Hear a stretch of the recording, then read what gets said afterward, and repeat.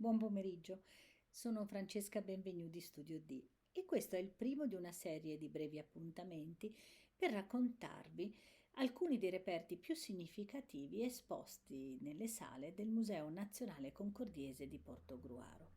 in attesa naturalmente di vedervi nuovamente nostri ospiti tra le sale del museo. Nella sala seconda,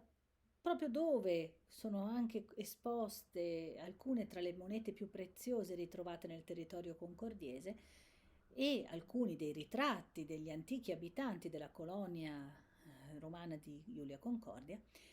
ci sono alcuni elementi decorativi provenienti dalle residenze più ricche della colonia, vicino proprio a quello che doveva essere il foro, o meglio la piazza principale della città antica.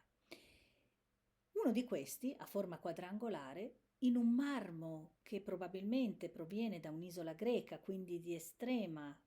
rarità e anche ricchezza, presenta su una faccia un mito, il mito di Leda,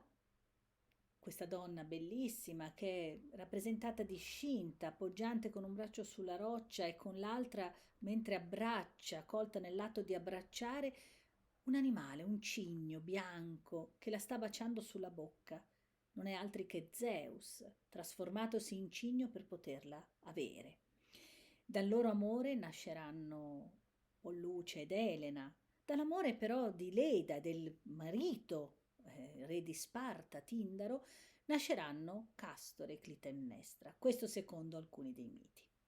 Bene, tutto questo mito è raffigurato in questo meraviglioso elemento decorativo che doveva trovarsi tra le colonne, magari in un peristiglio della domus, cioè in quel cortile porticato che cingeva il giardino. E proprio perché si trovava in quella zona della casa, forse si spiega la brevità di questa moda di utilizzare questi oscilla nelle domus romane,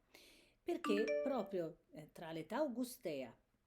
e la fine del primo e l'inizio del secondo secolo noi ritroviamo questi oscilla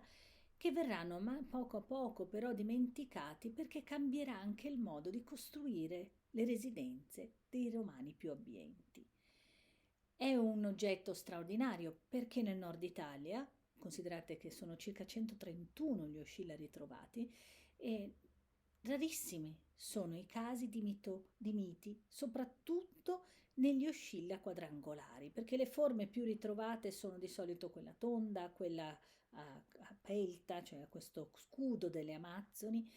e alcune sono appunto quadrangolari e infine a clipeo. Negli oscilla quadrangolari normalmente ritroviamo scene di genere, cioè animali, vegetali, fiori e scenette molto semplici. Le scene mitologiche sono riferibili per la maggior parte a